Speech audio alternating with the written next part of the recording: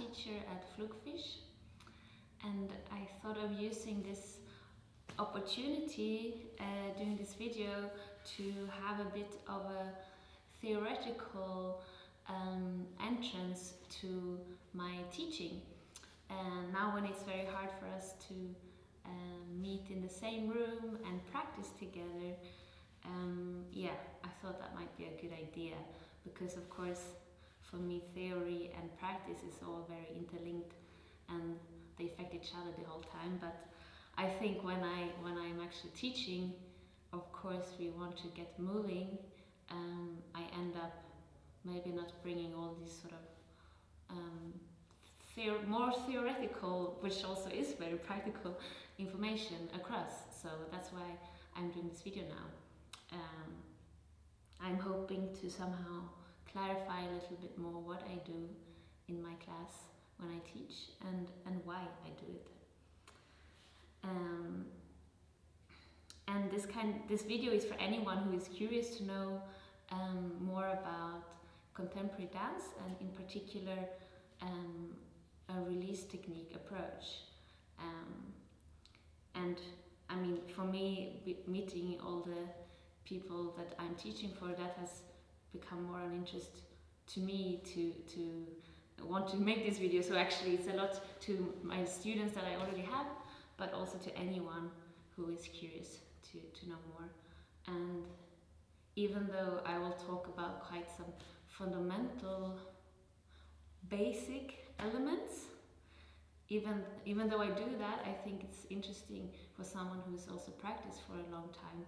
Like for me myself, when I was preparing this video now, I already learned new things. So yeah, anyone who wants to watch this can happily do it. So first of all, my dance training was in contemporary dance and in many different sort of techniques, contemporary dance techniques, or modern techniques. It's a bit of a tricky word, contemporary, but I'm not going to go into that now. But what the definition is one that can be debated, let's say. But the main focus that I had from my teachers was different ways of approaching release technique. So what I've been learning from my teachers is actually also, yeah, that's been my entry towards this way of dancing, and my understanding of what this technique is, and has then also become what I teach myself in here at Flugfisch, for example. So what I would like to do is to just go through some of the fundamental elements, or at least my understanding of what they are and how I use it in my class. Yeah. So the name release technique I quite like, because it's not like named after a person, and in that sense it already sort of takes away the idea of a master, and that there is one sort of person that we are looking up to and trying to recreate our dance according to this one person. Instead, there are many different approaches and many different ways of practicing it. Of course, there were certain people that were sort of in the forefront of developing it, but yeah, I won't go into the history of it, but you can look that up for yourself if you want to. But I think what I want to say is that it makes it a little bit, or at least it wants to try to be less hierarchical and sort of work more on an exchange between teacher and students.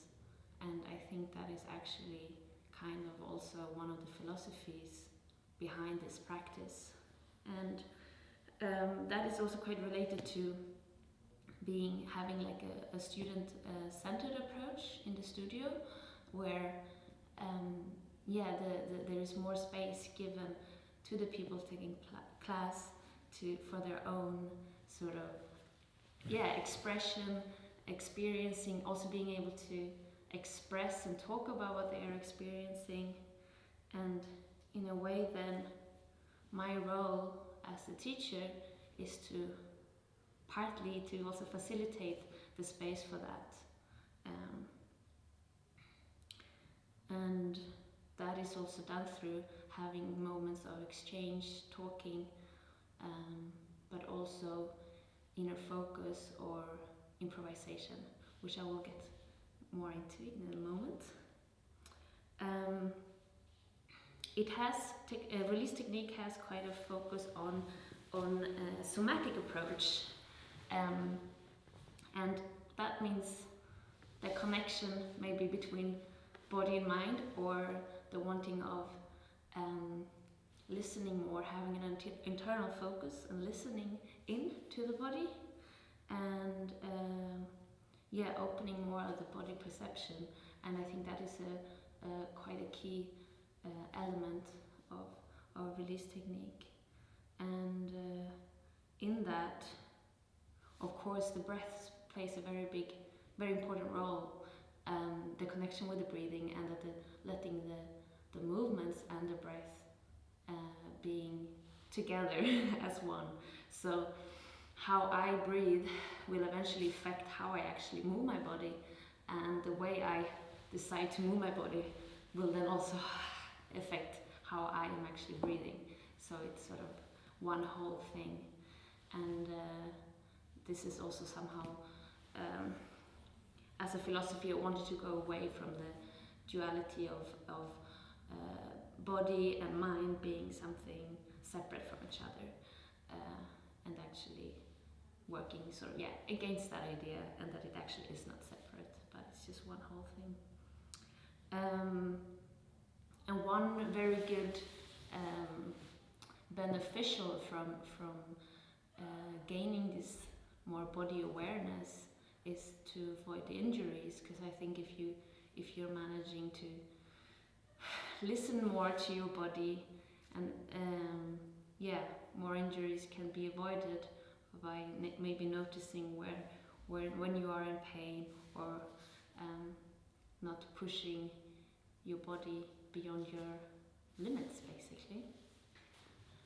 So now towards the word release. So my understanding of it is that it is about gaining the skill to release muscular tension. Quite basically said, I guess it's maybe obvious in the word, but still I think there are many different understandings of it. I think I can shortly say it was, as it was developed, it was kind of a counter movement towards ballet, which is very upright and about showing a lightness, a growth, and we know it as maybe quite controlled. Even though I wouldn't actually say that release is about losing control or being uncontrolled. It's rather to learn to consciously being able in your body to decide when you are tensing and when you are releasing. So it's a conscious decision, and as I'm doing it, I am not floppy and sort of collapsing or just letting go, and I'm not necessarily, it's not about relaxing in that sense. I'm actually always having an active center, an active core, and engagement in my whole body. It's just that I can have the possibility to decide to isolate either a body part, or my whole body can just really just release down. A little small demonstration. And that is also then connected to my idea that as a dancer you need mobility and stability. Those are two elements that are as as important. You cannot be a dancer with only stability, because then you are just, it will be quite stiff, I guess, and only mobility, then you have no stability. You are very loose. So I would say mobility and stabilities are two parts. For me, at least, I want to really try and put them together in my classes and as I dance. Yeah, and release actually open up for new possibilities of movement, because if I'm actually letting go, I'm suddenly letting gravity be part of my dance, and with the help of gravity I can travel, and the movement can transform into a place that wouldn't have been possible if I was tensing.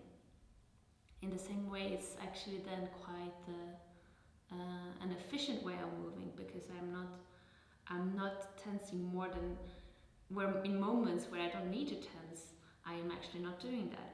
But when it's needed and when I need my strength, I do use it. So it's somehow becoming aware of that. Yeah, and maybe I can just show something very basic. Something like an arm swing. So I'm really dropping my arm here. And the dropping of my arm initiated me to being able to go into a turn, for example. If I would have done it without letting go and dropping, there would not have been the same dynamic and flow happening. Yeah. Another example, if I'm dropping my head, releasing the head,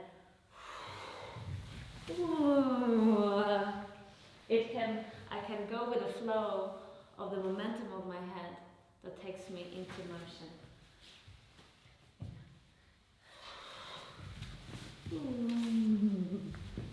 And I can just continue in that dynamic that's been created.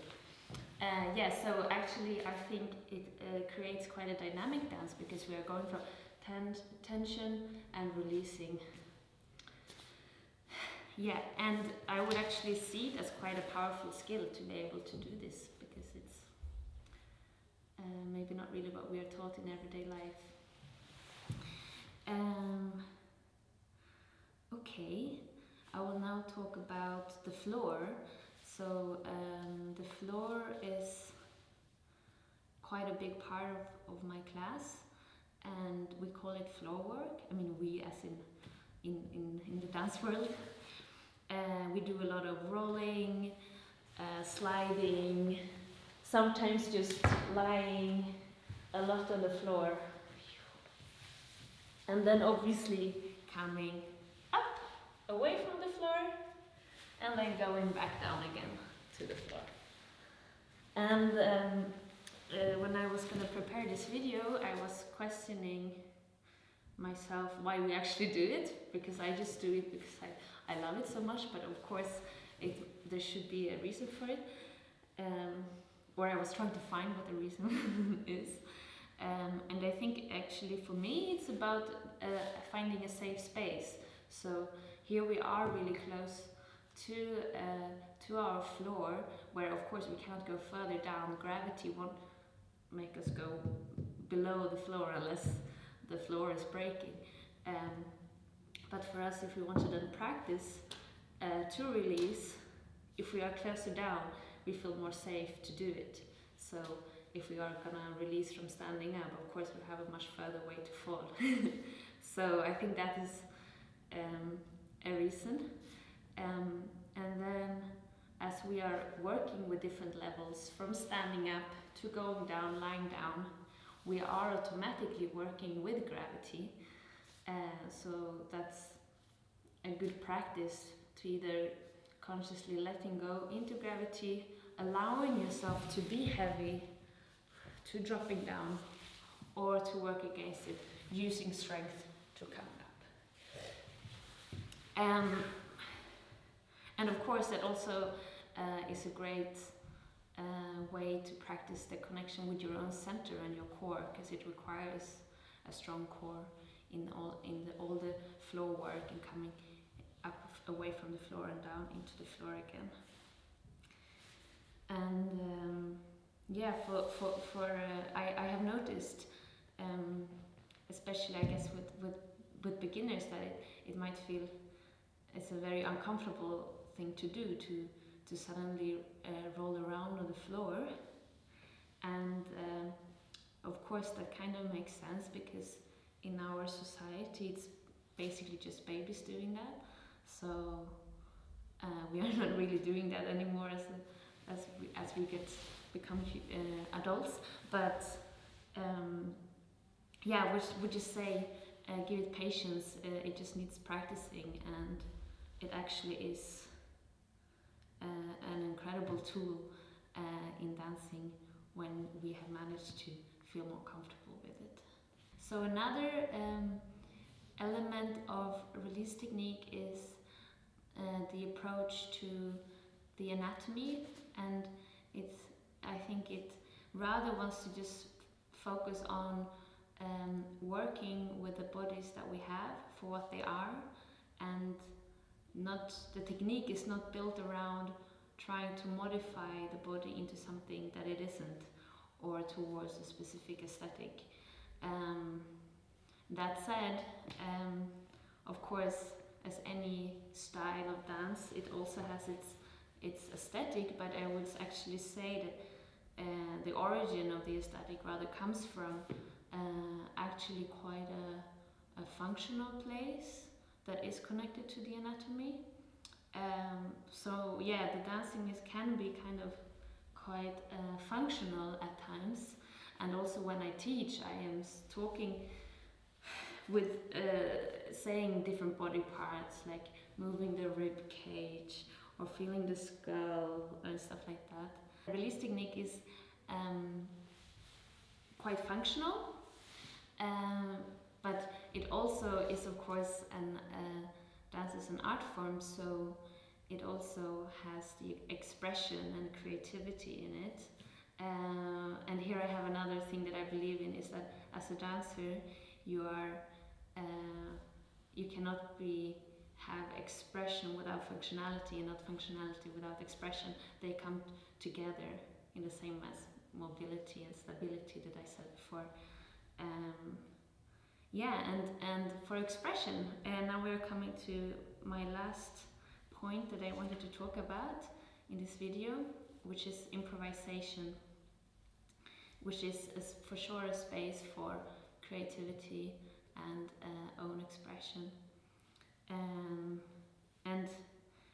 I have quite some different experiences of what people coming to my class feel about improvising. Some people seem to really like it, some people not at all. And yeah, for me, improvisation is a very actually fundamental part of a technique class. I value the skill of improvising on the same level as any other aspect of the class, of maybe learning a leg swing or a jump or something like that. And I always try to combine improvisation together with set materials, set phrases, so the class will sort of move in between both of them, hoping that one can feed the other. So actually maybe the creativity and the own expression can be transitioned into a set phrase. So even though it's set, we are not becoming robots. There is still you're still your own person, and your own expression is still part of it. And actually I use also improvisation as a tool for finding certain movement ideas or movement principles. For example, if I want us to practice initiating movements with the head, maybe we will then improvise with it. So yeah, just playing around with imagining that the movement that you do is starting from the head. And then maybe towards the end of the class we will then actually practice a phrase that includes this movement, so that you can sort of join those two practices together. And lastly, improvisation also then includes quite a lot of imagery, so as in like imaginary thoughts that can sort of take you maybe away a little bit from the reality of the room, which sometimes is a bit restricting in terms of creativity. So maybe I will talk about imagining that we are on a fluffy cloud, for example, or imagining that you have wings under your arms. So that is also a very key aspect of release technique, is to use actually imageries to reach certain movement qualities or alignment in your body. Okay, so this is actually what I wanted to talk about today. There is for sure way more that could be said, but this is what some of the, when I was trying to think through what is my classes actually built around, these are some of the fundamental parts. I just wanted to now let you go home. No, not go home. You're probably home already. I just wanted to show a very easy but not easy exercise that you can do on your own, or if you have a flatmate or a partner or someone, a friend that you could do it together with. It's just to practice this the skill of releasing. So if you do have a partner to work with, I would say that you yourself, you should just come lying down on the floor, on your back, and just open up legs and arms. Actually, I will just talk you through it now, and then you do this. You don't need to do it as I'm explaining it now. I'm just demonstrating it for you right now. So for the one, I mean, if it's you lying down, focus just on releasing in each and every exhale. In each exhale, you want to release even further into the ground. And then your friend wants to take hold of one limb, an arm or a leg, and start to move this body part around. And your role, lying down here, is to tell yourself to not control the movement, to not try and activate your muscles in that part, and to not decide where the movements go. You are just focusing on releasing in each exhale and trusting that your partner will take care of that body part.